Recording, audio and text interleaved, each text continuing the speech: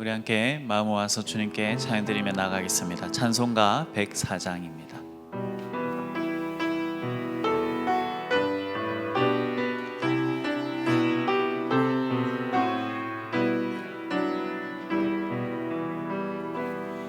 고도 서서히 만우에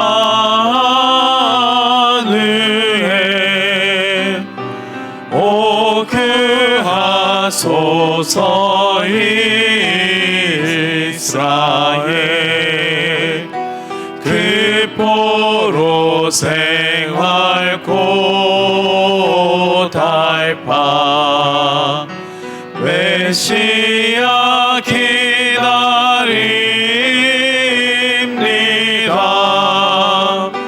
기뻐하라 이스라엘 곧 오시리오 임마누엘 곧 오소서 지혜의 주 온 만물 질서 주시고 참 진리의 길 보이사 갈 길을 인도하소서. 기뻐하라 이스라엘 곧 오시리오 임마누엘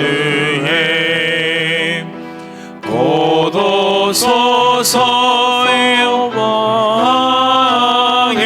주 만 백성 한 마음 이루어 시기와 분쟁 없애고 참 평화 채워 주소서.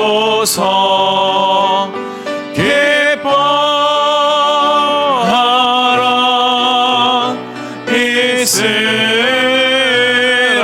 이스라엘 곧 오시리오 임마누엘.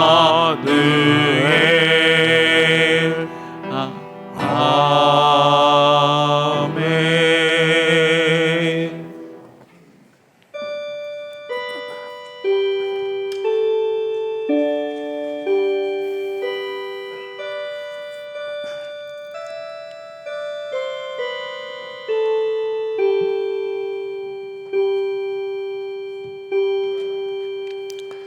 거룩하신 하나님, 여전히 세상은 요란한 소리로 가득한데 이 시간 텅 빈 들판에 서 있는 자들만이 들을 수 있는 하나님의 음성에 이끌려 이 자리에 나오게 하심을 진심으로 감사드립니다.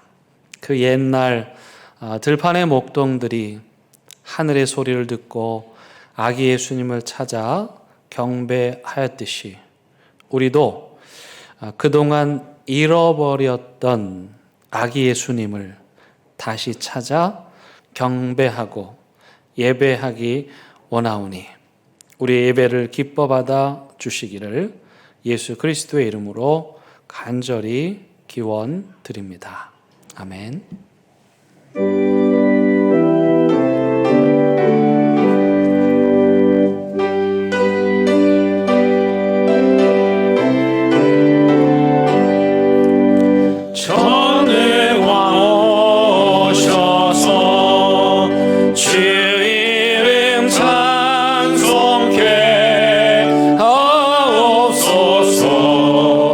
영광과 권능의 성부여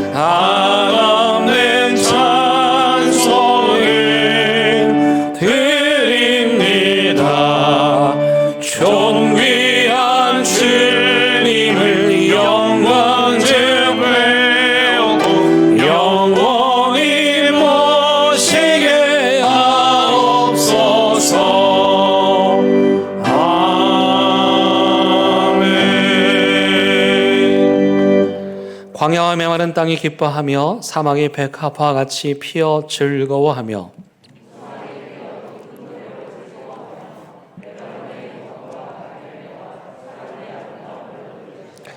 그것들이 여호와의 영광 곧 우리 하나님의 아름다움을 보리로다. 겁내는 자들에게 이르기를 굳세어라 두려워하지 말라 보라 너희 하나님이 오사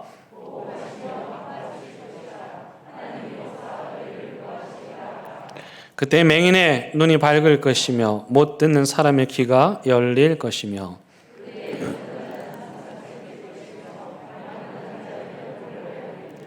이는 광야에서 물이 솟겠고 사막에서 시내가 흐를 것임이라.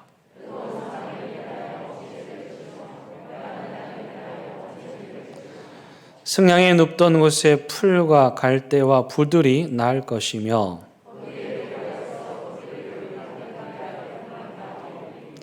깨끗하지 못한 자는 지나가지 못하겠고 오직 구속함을 입은 자들을 위하여 있게 될 것이라. 아멘. 나는 전능하신 아버지 하나님 천지의 창조주를 믿습니다. 나는 그의 유일하신 아들 우리 주 예수 그리스도를 믿습니다. 그는 성령으로 잉태되어 동정녀 마리아에게서 나시고 본디오 빌라도에게 고난을 받아 십자가에 못 박혀 죽으시고 장사된 지 사흘 만에 죽은 자 가운데서 다시 살아나셨으며 하늘에 오르시어 전능하신 아버지 하나님 우편에 앉아 계시다가 거기로부터 살아있는 자와 죽은 자를 심판하러 오십니다. 나는 성령을 믿으며 거룩한 공교회와 성도의 교제와 죄를 용서받는 것과 몸의 부활과 영생을 믿습니다. 아멘. 이 시간 자리에 앉으셔서 하나님과 여러분만이 아는 은밀한 죄를 침묵 가운데 고백하는 시간 갖겠습니다.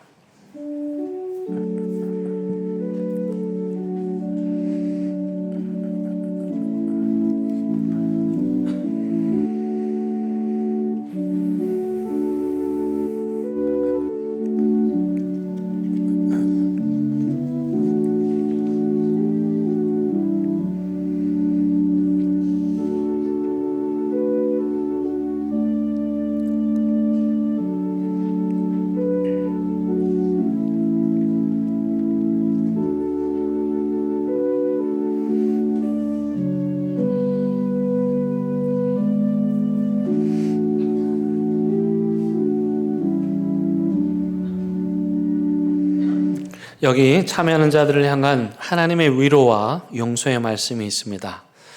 너희는 여호와를 만날 만한 때에 찾으라. 가까이 계실 때에 그를 부르라. 악인은 그의 길을, 불의한 자는 그의 생각을 버리고 여호와께로 돌아오라. 그리하면 그가 긍휼히 여기시리라. 우리 하나님께로 돌아오라. 그가 너그럽게 용서하시리라. 이는 내 생각이 너의 생각과 다르며 내 길은 너의 길과 다름이니라. 여호와의 말씀이니라. 아멘.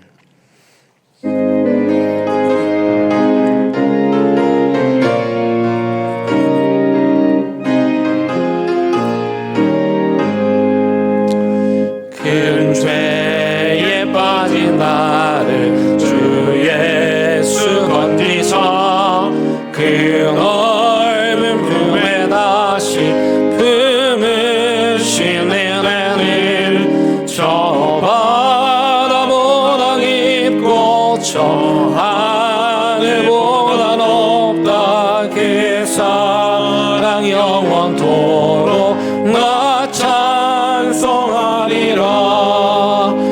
날로 더욱 귀하다. 날로 더욱 귀하다. 아니 없이 넓은 우리 주의 사랑 날로 더욱 귀하다. 옛날에 유대 땅에 주 예수 다닐 때 그 은혜 받으려고 큰 물이 모였네. 눈먼 자 병든 자를 다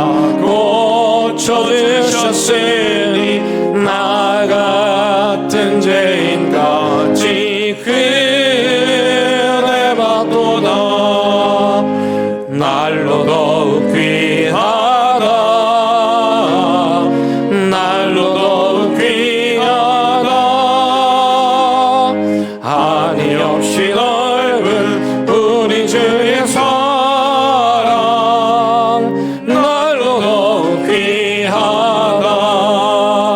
주 크신 사랑으로 만 백성 위하여 그 십자가의 고난 다 받으셨으니 그 속죄 받은 성도 큰 소리 함께 높여 온 천지 울리도록 주 찬송하리라. 날로 더욱 귀하다. 날로 더욱 귀하다. 한이 없이 넓은 우리 주의 사랑 날로 더욱 귀하다.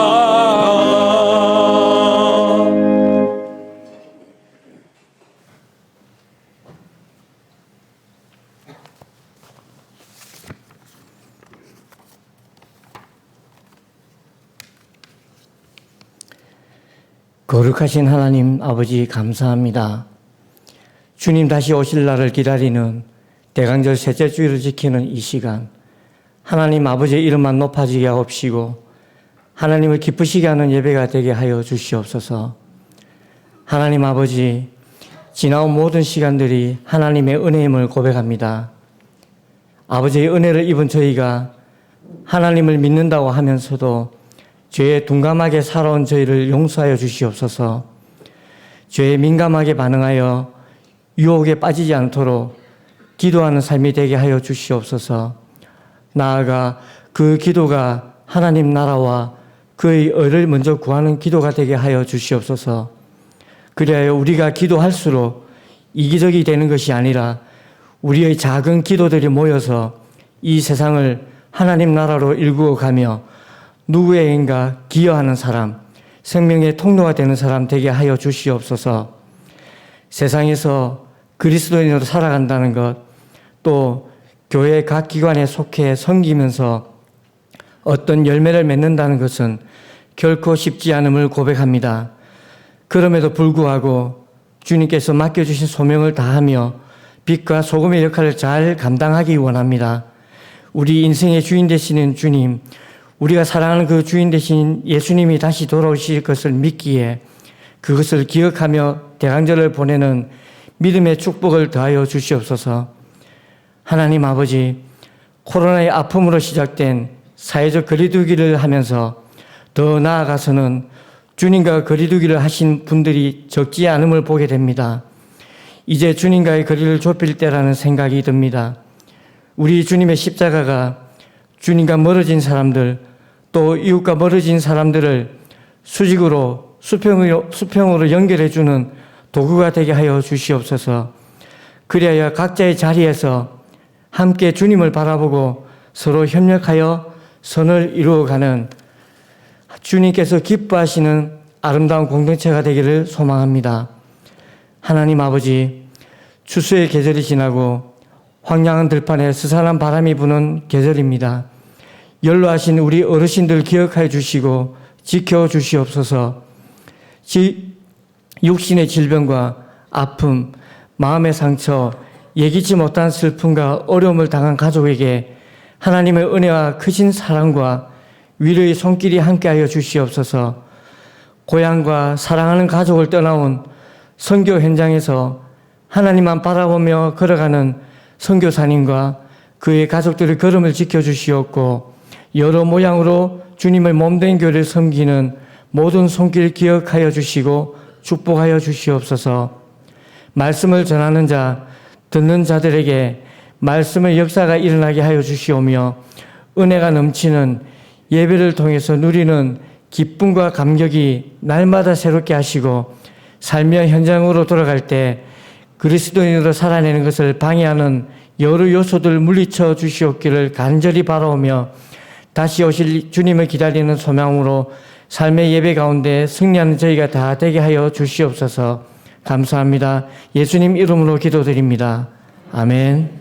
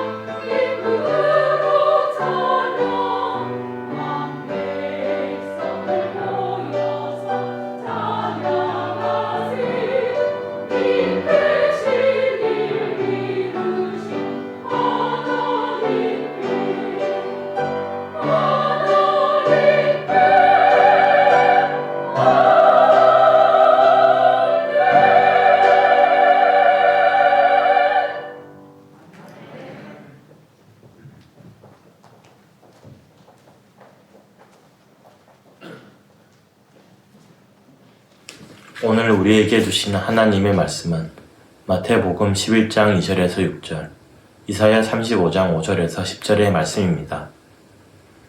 먼저 마태복음의 하나님 말씀을 봉독하겠습니다.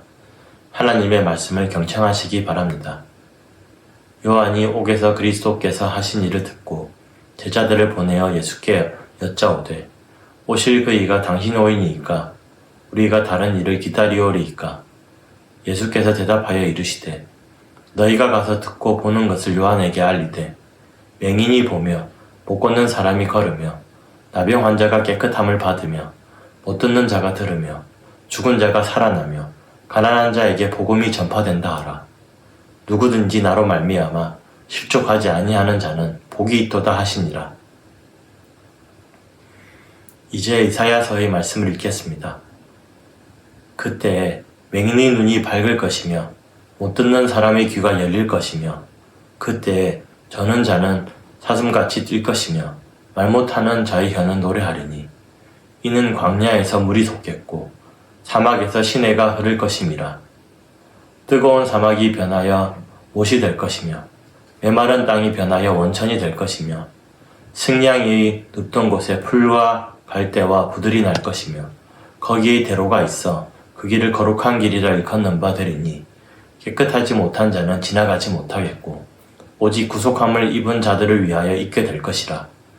우매한 행위는 그 길로 다니지 못할 것이며 거기에는 사자가 없고 사나운 짐승이 그리로 올라가지 아니하므로 그것을 만나지 못하겠고 오직 구속함을 받은 자만 그리로 행할 것이며 여호와의 속량함을 받은 자들이 돌아오되 노래하며 시온에 이르러 그들이 머리 위에 영영한 희락을 띠고 기쁨과 즐거움을 얻으리니 슬픔과 탄식이 사라지리로다. 아멘. 이것은 하나님의 말씀입니다.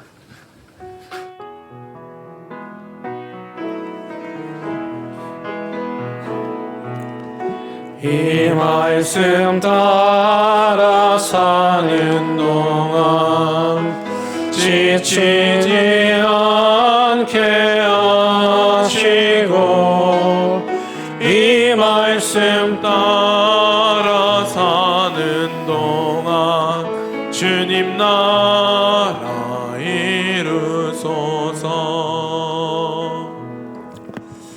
세상을 살아가다 보면 그런 일이 없으면 좋겠는데 종종 실망하는 경우가 있죠. 철석같이 믿었던 사람에게서 실망하기도 하고 또는 우리가 속한 직장이나 조직에 대해서 실망할 때도 있고요. 어떤 때는 가족에게 실망하는 경우도 종종 있습니다. 여러분 그렇다면 하나님에게 대하여는 어떠세요? 혹시 하나님께 실망해 보신 적 있으세요? 아무도 없으십니까? 절대로 아닙니까? 예. 오늘 성경에 보니까 세례 요한은 하나님께 실망을 했어요. 그것도 아주 극도로 심각할 정도로 실망한 모습을 보이고 있습니다. 지금 그는 감옥에 갇혀 있습니다. 그가 감옥에 있게 된 이유는 뭐냐면 헤롯 왕, 그 헤롯 가문이 하도 복잡해가지고 헤롯 왕 그 뒤에 이제 그 이름을 붙이는데 그 시대 헤롯 안디파스라는 사람이 왕이었어요. 근데 이 사람이 세상에 동생의 아내를 뺏은 거예요. 자기 아내를 삼은 거예요. 그러니까 이 세례자 요한의 입장에서 볼 때 그거는 악한 일이고 해서는 안 되는 일이고 있을 수 없는 일이기에 그러지 말아라. 그건 잘못된 것이라 지적을 하였지요. 그러자 이 헤롯 왕이 이 세례 요한을 잡아서 감옥에 가두게 됩니다. 그 감옥이 어떤 감옥이냐면 지금 헤롯 왕과 동생에서 빼앗은 여인과 함께 사는 그 궁전 안에 있는 감옥이었는데 그 감옥은 이 세례자 요한이 세례를 베풀고 말씀을 전했던 곳에서 그리 멀지 않은 곳이었어요. 아마도 이 세례 요한은 늘 가까이서 보는 그 궁전에서 행해지는 악한 일을 도저히 그냥 묵과할 수 없어서 그 일을 지적한 것인데 그로 인해 세례자 요한이 감옥에 갇히게 되었습니다. 여러분 세례자 요한이 감옥에 갇히고 나니 이런저런 많은 생각이 들었겠죠. 그 중에 가장 서운했던 건 뭐냐면 바로 예수님입니다. 왜냐하면 이 세례 요한은 예수님을 띄워드린 사람이거든요. 예수님의 인기가 별로 없었고 세례 요한의 인기가 하늘을 치솟았을 때 사람들이 그를 바라보며 당신이 예언자다, 메시아다 이렇게 말했을 때 이 세례 요한이 말하기를 나 아니고 이분이다 그러면서 사실은 무명의 예수님을 역사의 중심 무대에 띄워준 사람이 세례 요한이에요. 근데 이 성경의 정황을 보아하니 그런 세례 요한이 감옥에 갇혔는데 예수님께서 감옥에 면회를 안 가신 것 같아요. 여러분 예수님이 또 좀 너무하시죠? 세례 요한이 그 정도 했으면 면회도 좀 가시고 또 직접 못 가면 제자들을 통해서 사식도 좀 넣어주시고 아니면 힘내라 편지라도 쓰시거나 또는 그래도 예수님을 따르는 사람들이 많았으니까 그 사람들 등에 업고 세례 요한 구명운동을 펼쳐서 도와줄 법한데 세상에 섭섭하게도 예수님이 아무것도 안 하고 있는 거예요. 한 걸음 더 나아가서 오케이 그거는 세례 요한이 자존심 상하니까 말은 못하겠는데 근데 한 걸음 더 나아가서 예수님이 하는 일들을 보니 허망한 거예요. 왜냐하면 이 세례 요한이 그토록 메시아라고 믿었던 모습과는 너무도 거리가 먼 거죠. 세례 요한이 생각할 때 이 정도 됐으면 예수님께서 이제 자신을 따르는 사람들을 정치 세력화해서 그 세력을 등에 업고 국권을 회복하고 헤롯 왕은 그 못된 헤롯 왕 세상에 동생 아내 빼앗을 정도의 인간이면 말 다 했잖아요. 그런 왕 쫓아버리고 고통당하는 사람들 도와주어야 될 타이밍인데 예수님이 그런 일을 안 하는 거예요. 오히려 예수님을 따라오는 사람들이 있으면 다 흩어버리고 나 따라오지 말라 그러고 그래서 뭘 하나 이렇게 봤더니 세상에 그 시대에 가장 가난한 사람들 찾아다니면서 그 사람들 먹여주고 같이 먹고 하도 많이 먹으니까 사람들이 예수님한테 별명 붙이기를 저기는 먹기를 탐하는 자다. 우리말로 식충이다. 그런 별명이나 따라다니고 맨날 환자들 쫓아다니면서 그 사람들하고 뒹굴고 치유해주고 이런 일을 하니까 세례 요한이 감옥에서 속이 답답한 거예요. 내가 저 사람을 위해서 어떻게 했는데 내가 내 인생을 바쳤는데 내가 저 예수를 띄워주기 위해서 모든 걸 다 하고 나는 정말 감옥에까지 갇히는 이런 수모를 겪고 있는데 예수님을 보니까 인간적으로도 그렇고 또 영적으로도 그렇고 도저히 저 사람이 메시아 같지가 않은 거죠. 그래서 이 세례 요한이 실망하여서 그 서운한 마음을 공개적으로 오늘 성경에서 드러냅니다. 여러분, 그냥 그 두 사람이 긴장관계를 가지고 있는 것과 그 긴장관계가 드러나는 것은 천지 차이가 있단 말이에요. 사실 이 예수님하고 세례 요한은 아주 미묘한 긴장관계가 있었습니다. 사람들이 이 예수님하고 세례 요한은 가만히 있는데 사람들이 비교를 하는 거예요. 요한복음 3장에 보니까 사람들이 말하는 거예요. 예수님이 세례 요한 공동체에 있다가 제자들 데리고 나가가지고 분점을 차렸는데 사람들이 저길 더 찾아가는 거예요. 그래서 주변의 사람들이 말하기를 예수님이 인기가 많냐, 세례 요한이 인기가 많냐, 뭐 이러면서 서로를 저울질하면서 비교하는 그만큼 이 세례 요한하고 예수님하고는 사실은 미묘한 긴장 관계, 파워 게임 같은 그런 관계가 있었는데 이걸 터뜨린 거예요. 요즘으로 우리 말하면 축구 한참 재밌게 하고 있는데 여러분 손흥민이 좋으세요? 이강인이 좋으세요? 예, 그거 갖고 싸우는 거예요. 그 두 사람은 서로 친하고 국가대표를 열심히 하고 있는데 우리는 손흥민이 좋다, 뭐 이강인이 좋다, 뭐 사이를 삼겠다. 본인들은 마음도 없는데 막 그러면서 비교를 하는 거예요, 서로.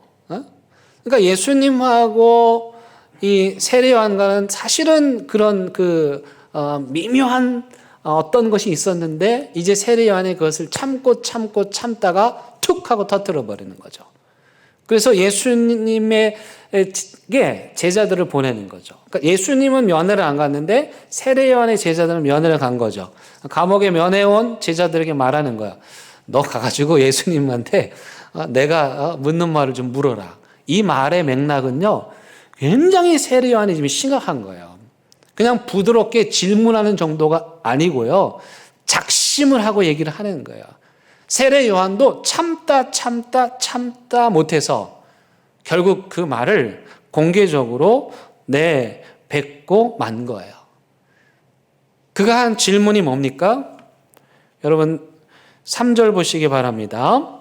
예수께 여짜오되 오실 그이가 당신이니까. 여기 오실 그이라는 표현이 중요합니다. 동그라미 치셔야 되는데 이 오실 그이라는 뭐냐? 메시아예요. 구원자예요. 이스라엘을 다시 회복해 줄 저 못된 헤롯 왕을 다 물리치고 헤롯 가문을 다 물리치고 고난받는 백성들을 구원해 줄 그분, 구약에서 예언한 메시아, 오시기로 약속한 메시아 그 이가 당신 맞습니까? 왜 이렇게 질문해요? 아무리 봐도 그런 모습과 거리가 먼 거죠. 그러면서 한 걸음 더 나가서 뭐라고 질문하냐면 우리가 다른 일을 기다리오리까. 아무리 봐도 당신 아닌 것 같아. 그러니까 이제라도 말해줘. 내 인생 억울해.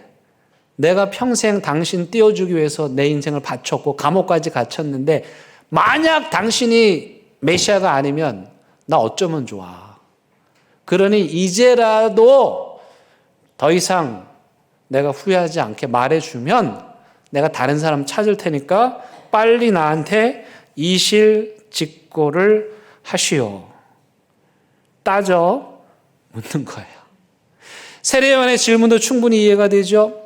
그가 말하고 있는 그 입장도 이해가 되는 거예요. 여러분, 우리가 하나님을 믿습니다. 예수님이 우리를 구원해 주실 구원자인 걸 믿어요.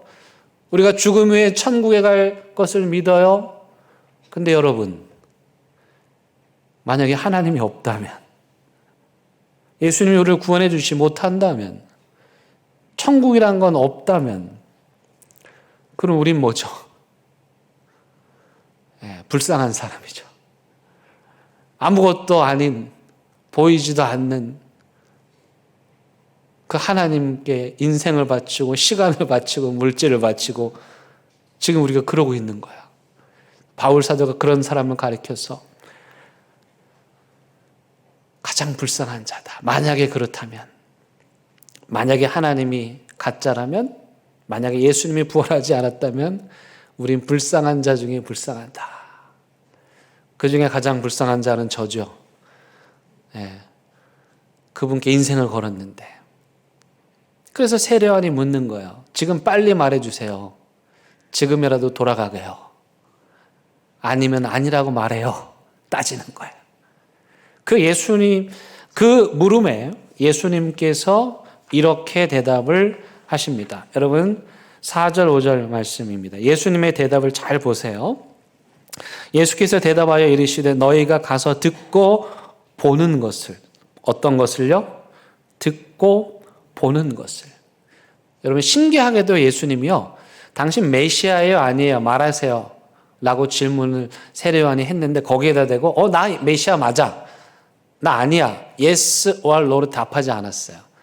그리고 뭐라고 말하냐면 요한의 제자들에게 너희가 가서 듣고 보는 것을 말해라. 그러면 요한의 제자들이 지금 듣고 보는 게 뭐냐? 맹인이 보며 못 걷는 사람이 걸으며 나병 환자가 깨끗함을 받으며 못 듣는 자가 들으며 죽은 자가 살아나며 가난한 자에게 복음이 전파된다 하라. 이 말씀이 어디에 있는 말씀이에요? 오늘 우리가 두 번째 읽었던 구약 이사야의 말씀을 예수님께서 정확하게 인용하면서 에코잉이 일어난 거예요. 공명이 일어난 거예요. 구약의 말씀을 예수님께서 다시 한번 인용하시면서 그 구약에서 예언한 메시아가 왔을 때 일어나는 일들이 지금 나를 통해서 일어나고 있는데, 메시아가 와서 하는 일들이란 어떤 것이냐? 정치 세력화 해가지고 정치인들 사이에 뛰어들어가가지고 그들에게 부합해서 권력을 잡고 정권을 잡는 게 아니고, 메시아가 와서 하는 일이란 바로 이런 거예요. 아픈 자들을 치유해주고 가난한 자들을 먹이고 그리스도의 복음을 알지 못하는 자들에게 복음을 전하는 일. 너희들이 뭘 보고 있느냐? 너희들이 본 걸 가서 그대로 말해라. 무슨 말이냐면 예수님이요, 나 메시아니까 믿으면 돼, 이게 아니고 예수님의 한 행동을 통해서, 예수님의 삶을 통해서 자기 자신을 지금 증거하고 있는 것입니다. AD 250년경 북아프리카에 기독교인들이 엄청난 박해를 받았습니다. 그 시대의 지도자들이 갑자기 반기독교적인 정서를 만들면서 수많은 그리스도인들이 고난과 박해를 받았습니다. 그때에 그 시대의 기독교 지도자들이 사람들에게 이런 말을 했습니다. 여러분, 아무 염려하지 마십시오. 다만 우리는 그동안 우리가 해온 그대로 하면 됩니다. 즉 250년 전에 예수님께서 우리에게 가르쳐 주신 그대로 살아가면 됩니다. 무슨 말입니까? 기독교의 진리는 말로만이 아니라 삶으로 전해지고 증거되어야 한다는 뜻인 것이죠. 그래서 예수님께서는 사람들에게, 세례 요한의 제자들에게 내가 지금 하고 있는 일이 뭐냐? 이걸 봐라. 그 말을 하고 있는 것입니다. 여러분, 근데 이 말을 들으면 이분이 과연 우리가 믿을 만한, 의지할 만한 예수님처럼 보입니까? 우리가 그리는 예수님은 사실은 세례 요한이 그린 예수님의 모습과 그리 다르지 않습니다. 우리도 우리가 기도하는 거 다 들어주고, 우리의 집안일 잘 되게 해주고, 우리 자녀들 대학 척척 붙게 해주고, 우리가 사업을 하면 사업이 다 잘 되고, 그리고 그 예수님은 나한테 늘 항상 변함없이 스마일 하시면서 웃게만 하시는 좋은 예수님의 모습을 우리가 그리고 있잖아요. 여러분, 사람들이 왜 실망하게 되냐면 상대방에 대해서 자기가 어떤 그림을 그리고 있기 때문입니다. 선입견을 가지고 있기 때문입니다. 남편에게 왜 실망합니까? 아내에게 왜 실망합니까? 아내는 이래야지, 남편은 이래야지라는 내 생각이 있는 거죠. 자녀들에게 왜 실망합니까? 자녀들에 대한 내 생각이 있는 거예요. 이 정도 해줬으면 당연히 명문대 수석 합격하고, 어제 수능 그저께 점수 발표 났는데 만점 딱 받아가지고, 대형기에 누가 만점 받았는데, 뭐 제가 그동안 한 건 뭐 집에서 열심히 공부한 것밖에 없습니다. 뭐 이러면서, 그게 자녀의 도리 아니에요, 여러분? 자녀라면 그래야 되는 거 아니에요? 근데 우리가 실망하죠? 그건 우리의 생각이잖아요. 세례 요한이 예수님께 실망한 이유도 그런 거예요. 자기가 생각한 메시아, 정치 세력화해서 그 힘으로 국권을 회복하는 그 메시아 상을 세례 요한도 가지고 있었던 거예요. 자기가 그린 예수님의 모습에 예수님이 부합하지 않자 그가 화가 났던 것이죠. 그러나 세례 요한은 예수님의 대답을 듣고 다시 한번 예수님의 메시아이심을 확신합니다. 그리고 끝까지 그 믿음을 지키며 순교하죠. 여러분, 그가 잠깐 예수님을 의심했고 실망했지만 결국 평생토록 증거한 예수 그리스도는 어떤 모습인가? 이번 성탄절에 우리가 기다려야 하는 예수님은 어떤 모습인가? 오늘 세례 요한이 우리에게 전해주는 세 가지의 모습의 예수님을 우리가 생각하려고 합니다. 여러분, 그래서 지금 여러분들 머릿속에서 예수님에 대한 선입견을 다 지우세요. 깨끗하게 지우시고 세례자 요한이 우리에게 전해주는 그 예수님의 모습을 여러분들 생각 속에 잘 그리셔야 돼요. 그래야 예수님께 실망하지 않게 됩니다. 첫 번째, 세례자 요한이 우리에게 전해주는 예수님은 어떤 예수님이냐? 요한복음 1장 29절 말씀에 보니 예수님께서 세례자 요한에게 세례를 받으러 오실 때 이렇게 말합니다. 보라, 뭘 지고 갑니까? 세상 죄를 지고 가는 하나님의 어린 양이로다. 우리 예수님은 어떤 분이냐? 온 세상의 죄를 다 짊어지고 가시는 하나님의 어린 양이라는 거예요. 이 말은 구약 말씀에서 온 거예요. 구약에 보면은 이스라엘 백성들이 1년에 한 번씩 이스라엘 백성들의 모든 죄를 속하는 대속죄를 지킵니다. 대속죄를 어떻게 하냐면 흠없는 염소 한 마리를 가져다가 그 머리 위에다가 이스라엘 민족의 모든 죄를 다 전가시킵니다. 그러니까 그때부터는 이스라엘의 죄가 이 염소에게 전가가 된 거예요. 그 염소를 아사셀 염소라고 해요. 그러면 이 아사셀 염소를 들어가지고 이스라엘 주둔지에서 가장 먼 곳까지 걸어서 갑니다. 그게 광야죠. 그 광야의 염소를 버리고 돌아옵니다. 그럼 그 염소가 그 사막에서 이리저리 헤매다가 먹을 걸 찾지 못하고 쓰러져 죽는 거예요.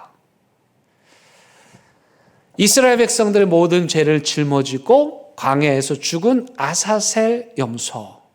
오늘 세례 요한은 바로 그 모습을 떠올리면서 우리 예수님은 우리의 모든 죄를 다 짊어지시고 십자가를 지신 하나님의 어린 양이다. 이렇게 말씀하는 것이죠. 여러분, 예수님께서는 세례자 요한에게 가서 세례를 받으십니다. 예수님께서 세례를 받으러 오는데 세례 요한이 한눈에 알아봤어요. 저분이 메시아구나. 그래서 나는 당신에게 세례 못 칩니다. 당신이 나한테 세례 베풀어야 됩니다. 이렇게 말하죠. 그때 예수님께서 우리가 하나님의 뜻을 이루는 게 맞다 하시며 세례를 받습니다. 그 요단강물에 예수님도 몸을 담그고 세례 요한에게 세례를 받은 거죠. 여러분, 그런데 그 요단강이 어떤 강입니까? 세례 요한 시절에 수많은 죄인들이 겉으로 지은 죄, 마음으로 지은 죄, 수많은 죄인들이 다 와서 죄를 다 떨고 놓는 그 요단강물에 죄를 씻고 자신은 거룩하게 되는 그런 장소였죠. 그러니 우리가 상상력을 동원해서 보면 그 요단강에는요, 온 인류의 죄가 둥둥둥둥 떠다니는 거예요. 근데 예수님은 아무 죄 없으신데 그 죄가 둥둥 떠다니는 요단강에 몸을 담그시죠. 그리고 어떻게 합니까? 거기 전승만 목사의 죄를 예수님이 뒤집어 쓰시고, 그리고 저의 죄를 사하시기 위하여 십자가를 향해 걸어가신 거예요. 여러분, 오직 예수님만이 우리를 죄에서 구원하실 수 있고요.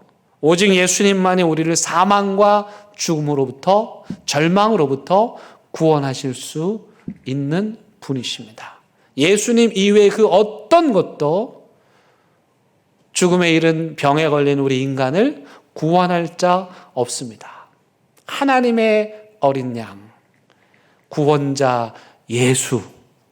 그것이 첫 번째 세례자 요한이 증거하는 예수님의 모습입니다. 두 번째 세례자 요한이 증거하는 예수님의 모습은 예수님께서 세례 받으실 때 나옵니다. 거기 예수님의 세례를 받으시자 하늘에서 음성이 납니다. 세례 요한이 그 음성을 또렷하게 들었는데, 그때 하늘에서 어떤 음성이 들리냐면, 이는 내 사랑하는 아들이요 내가 기뻐하는 자라. 하나님께서 세례받고 있는 예수님을 향해서 내 사랑하는 아들이다, 내가 그를 기뻐한다 말씀하셨습니다. 하나님의 아들, 그분이 바로 우리 예수님이십니다. 어떤 분들은 예수님의 친밀성, 친근성을 강조합니다. 우리 예수님 나하고 친하지, 친구지, 나한테 늘 환한 웃음을 보이시지, 좋으신 하나님, 좋으신 하나님, 우리에게 너무 좋은 분이지. 그런데 여러분, 우리 예수님은 좋기만 한 분이 아니고요, 거룩하신 하나님의 아들이십니다. 이걸 조금 어려운 말로 하면 예수님의 신성이라고 말하고 예수님의 인성이라고 말합니다. 우리와 똑같은 인간이 되신 면에서 보자면 예수님은 인간이시지만, 그러나 예수님은 하나님의 아들, 즉 하나님이십니다. 이걸 한 걸음 더 나아가면 초월적이신 분, 이렇게 말하고, 또 우리와 함께 하신 측면에서 말하면 이것을 내재하시는 분이라고 말해요. 어떤 분들은 나와 함께하는, 동행하는, 친구가 되시는 친근한 좋으신 예수님만을 강조하는 분들이 있는데, 여러분, 그런 분들은, 그런 예수님은 우리를 구원하실 수 없습니다. 초월자이시고 우리의 생각과 능력을 뛰어넘는 분이셔야만 우리를 구원하실 수 있는 거예요. 그래서 예수님을 생각할 때는 항상 신성과 인성, 이 두 가지를 다 생각해야 됩니다. 마태가 주기도문에서 주기도문을 가르칠 때 이렇게 말합니다. 하늘에 계신 우리 아빠. 굉장히 중요한 거예요. 여기 예수님의 인성과 신성이 다 들어있는 거예요. 우리 아빠, 이건 뭐죠? 친한 거예요. 우리 예수님 친한데? 나 예수님하고 친해. 나 아빠처럼 친근해. 그렇다고 해서 버릇 없이 행동하라는 말은 아닌 거예요. 왜냐하면 그 아빠는 어디 계신 분이죠? 하늘에 계신.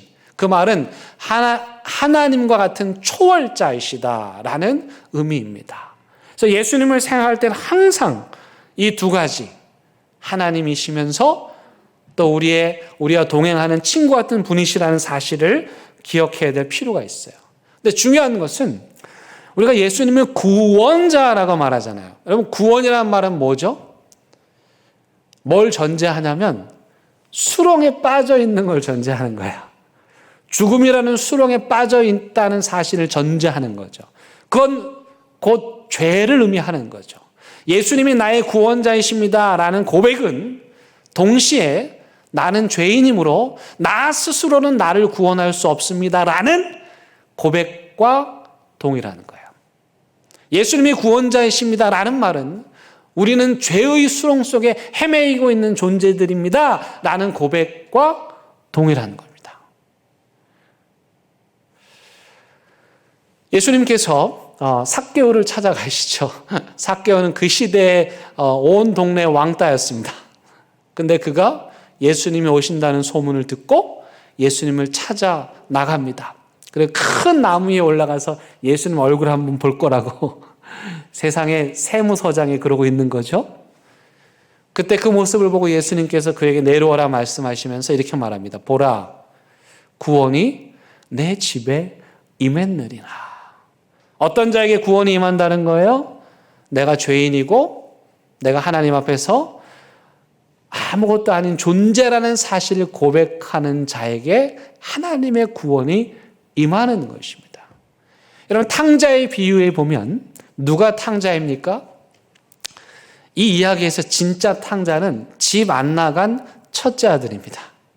여러분, 둘째 아들은요, 잠깐 철없어서 집 나갔다가 회개하고 돌아왔어요. 그때 돌아와서 아버지에게 하는 말이 뭡니까? 내가 하늘과 아버지에게 죄를 범하였사오니 나는 죄인입니다. 그런 뜻이에요. 근데 오히려 하나님의 구원의 은혜는 그 아들에게 임합니다. 근데 첫째 아들은요, 요즘 말로 하면 이러는 거야. 아니, 교회 가면 왜 자꾸 우리 죄인이라 그러지? 하나님 좋으신 분이 왜 자꾸 심판을 얘기하지? 이렇게 생각하시는 분들. 그래서 진짜 죄는 집 안 나간 탕자의 비유의 첫째 아들처럼 아버지 집에 몸은 머물고 있는데 아버지의 뜻을 모르고 살아가는, 나 아버지 도움 없어도 난 돼. 아버지 도움 없어서는 잘 살 수 있어. 내가 왜 죄인이지? 나 아버지한테 잘못한 거 하나도 없고 아버지 밭에서 일해가지고 재산을 2배나 불렸는데 내가 왜 죄인이야? 이렇게 말하는 사람들, 그런 분들은 예수님을 믿지 않는 분이에요. 아니, 예수님이 필요 없는 분이죠. 나를 대신해서 십자가에서 죽으실 예수님이 그런 사람들에게는 필요가 없는 거예요. 그래서 하나님의 아들 예수 구원자라는 의미는 우리는 죄인이므로 예수님을 통해서만 우리가 구원을 받을 수 있습니다 라는 믿음의 고백인 거죠. 마지막 세 번째입니다. 세례 요한이 요한복음 3장 30절에서 이렇게 말씀합니다. 이때 이제 사람들이 막 부추기면서 세례 요한한테 은근히 자존심 상하게 하면서 속을 박박 긁는 거예요. 야, 예수님이 분점을 차렸는데 본점보다 장사가 더 잘 돼. 이거 어쩌면 좋아? 막 이러고 있어요. 그때 세례 요한이 그 말을 하는 자들에게 이렇게 말하는 거예요. 한번 보실까요? 우리 같이 읽을까요? 시작. 그는 흥하여야 하겠고 나는 쇠하여야 하리라. 그분이 누구죠? 분점 차려나간 예수님. 세례 요한의 말을 요즘 말로 하면 분점이 흥해야 되겠고 본점은 망해야 되겠다. 교회 안에서요, 예수님이 망하면 교회가 망합니다. 교회 안에서 인간이 흥하면 교회가 망합니다. 우리가 예수님이 되려고 하면 안 돼요. 우리가 예수님의 자리에 있어서도 안 돼요. 세례 요한은 끊임없이 사람들이 부추기면서 네가 형이잖아. 네가 더 먼저 인기를 얻었잖아. 네가 많은 사람들의 존경을 받잖아. 라고 부추기는 말을 들으면서도 아니, 나는 쇠야 되고 그분은 흥해야 돼. 교회 일을 하다 보면 이런 착각에 빠지기 쉽습니다. 내가 내 열심으로 일하고 내가 하고자 하는 대로 일하고 내 마음대로 일하고 하다 보면 내가 예수님이 되는 거예요. 여러분, 우리는 예수님의 분부를 받아서 그 뜻을 쫓는 자들이지 우리가 예수님이 되어서는 안 되는 것이죠. 이런 놀랍고 위대한 고백을 한 세례 요한을 예수님은 칭찬하십니다. 엄청난 칭찬을 합니다. 여인이 낳은 자 중에 이보다 더 큰 자는 없도다. 세례 요한은 끝까지 자신의 온 삶으로 예수 그리스도를 증거하고 자신의 사명을 다 감당하였습니다. 사랑하는 대형교회 성도 여러분, 이번 대림절에 여러분들이 기다리는 예수님, 어떤 예수님인지 모르겠지만 그 예수님은 잠시 내려두시고 오늘 세례자 요한이 우리에게 증거한 하나님의 어린 양, 하나님의 아들, 흥해야 하실 그분, 그 예수님을 만나는 은혜의 시간 되시기를 주님의 이름으로 간절히 부탁을 드립니다. 우리 함께 찬양하시겠습니다.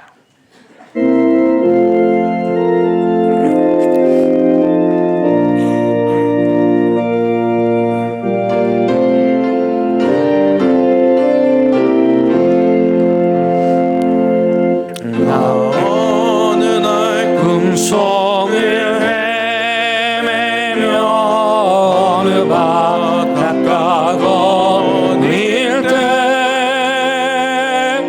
그 갈릴리 오시니 따르는 많은 무리를 보았네.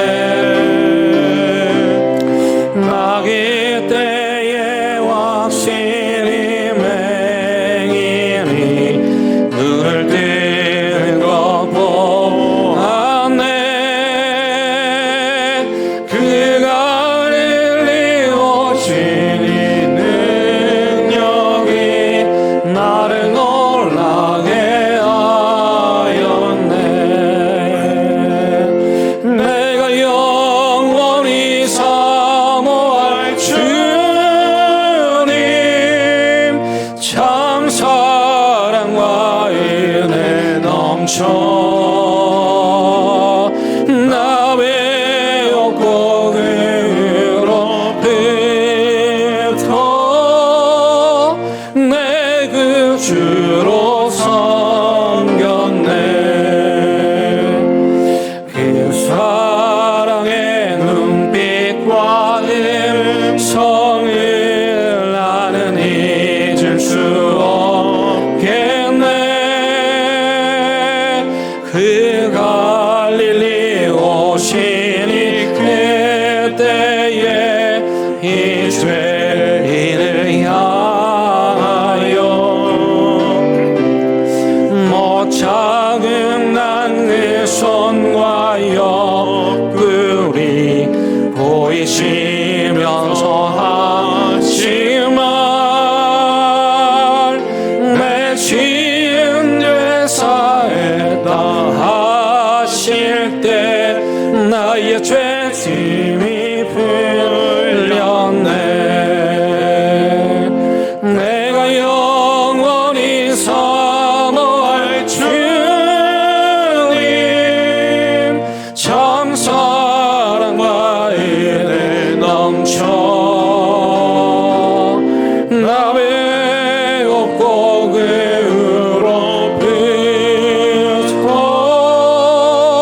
내 그 주로 섬겼네. 그 사랑은 바다를 향하여 장난하라고 명했네. 그 파도가 주 말씀 따라서 아주 잔잔케 되었네. 그 잔잔한 바다의 평온함 나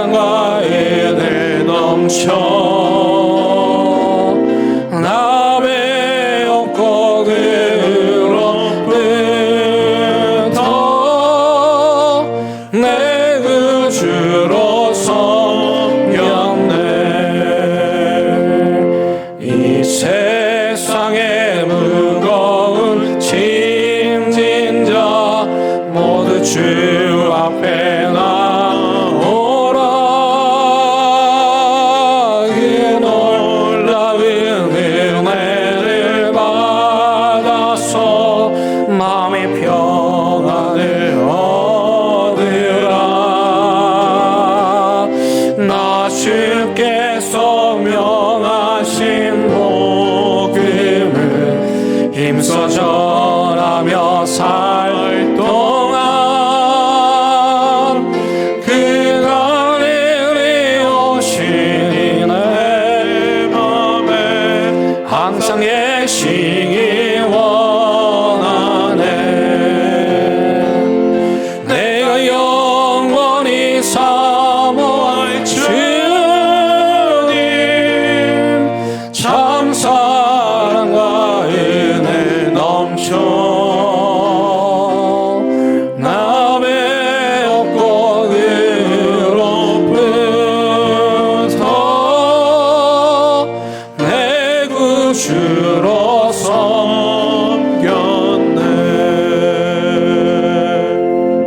기도하시겠습니다. 하나님, 예수 그리스도를 등에 업고 정치판에 들락거리는 목사들을 불쌍히 여겨 주시옵소서. 생선 냄새 나는 갈릴리 호숫가가 아니라 화려한 예루살렘 언저리를 전전하는 자들을 불쌍히 여겨 주시옵소서. 슬픔과 통곡과 탄식의 장례식장이 아니라 언제나 화려한 잔칫집에만 머무는 자들을 불쌍히 여겨 주시옵소서. 다만 이번 대림절 우리에게 오시는 그 예수님을 내 옆에 있는 가족으로부터, 직장 동료들로부터, 아파하고 울고 있는 자들로부터 만날 수 있는 은혜를 부어 주옵소서. 예수님의 이름으로 기도드립니다. 아멘.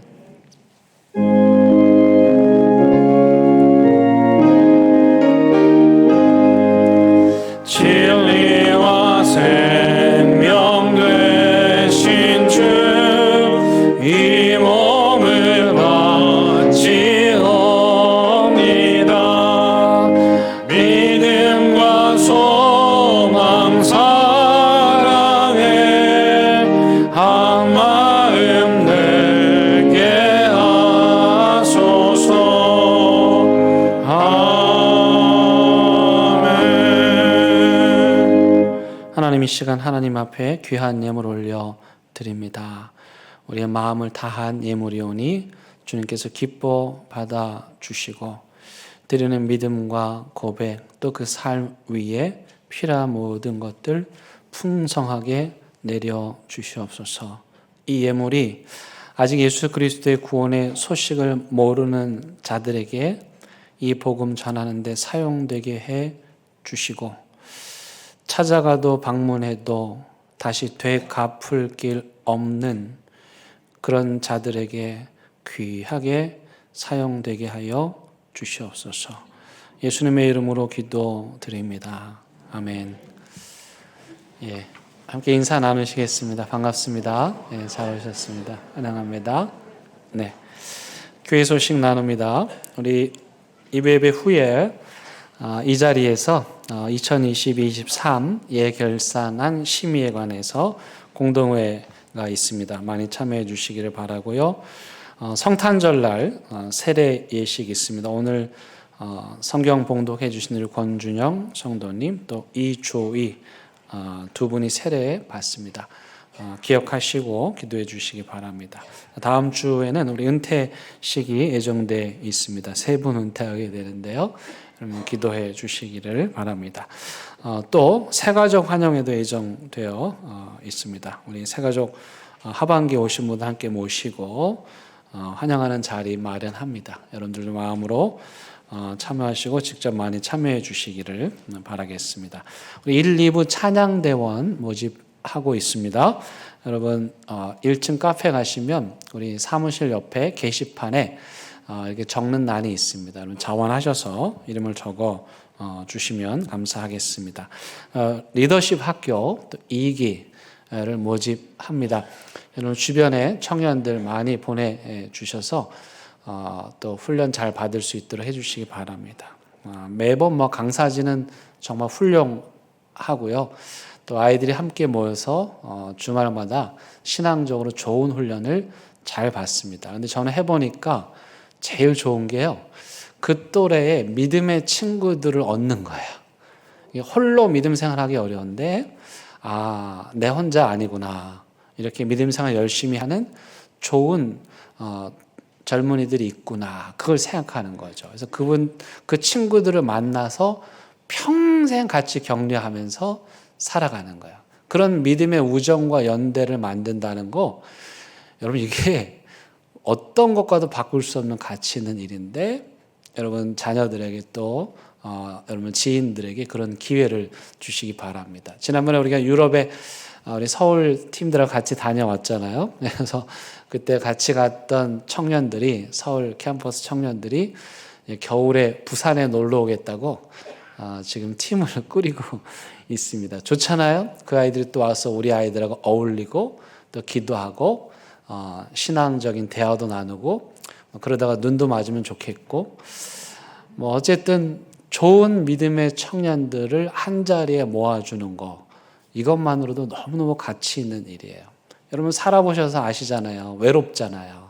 내 마음 알아주는 사람 별로 없잖아요. 근데 그런 친구들을, 믿음의 친구들을 만들어주는 거에서 정말 가치 있는 일입니다. 여러분 많이 기도해 주시고 내년에도 계속해서 우리 아이들 잘 길러낼 수 있도록 협력해 주시기를 바라겠습니다. 이제 일어나셔서 우리 결단의 찬양 함께 부르십니다.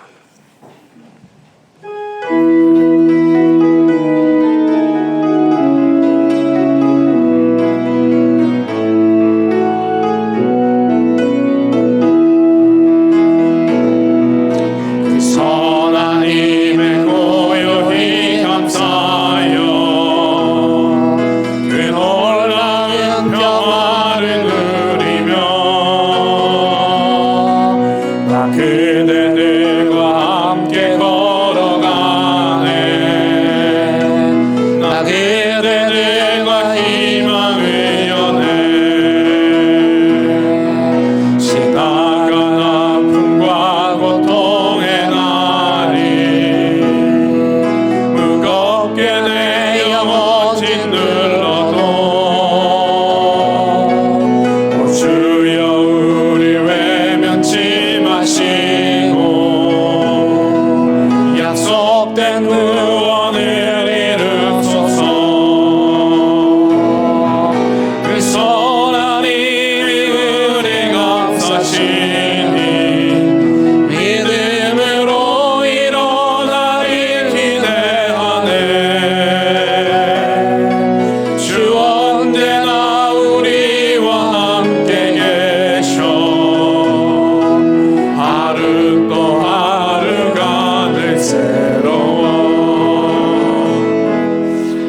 우리 주님 예수 그리스도의 은혜와 하나님의 크신 사랑과 성령님의 인도하심이 언제나 예수님이 계신 그곳에 가서 예수님도 만나고 좋은 믿음의 이웃도 만나는 축복을 누리기를 다짐하고 또 다짐하는 사랑하는 태영교회 모든 성도들 위에, 이들의 가정과 일터와 사업장 위에, 온라인 가정재단 그리고 분단 조국 위에 이제부터 영원토록 함께 하시기를 간절히 축원하옵나이다. 아멘.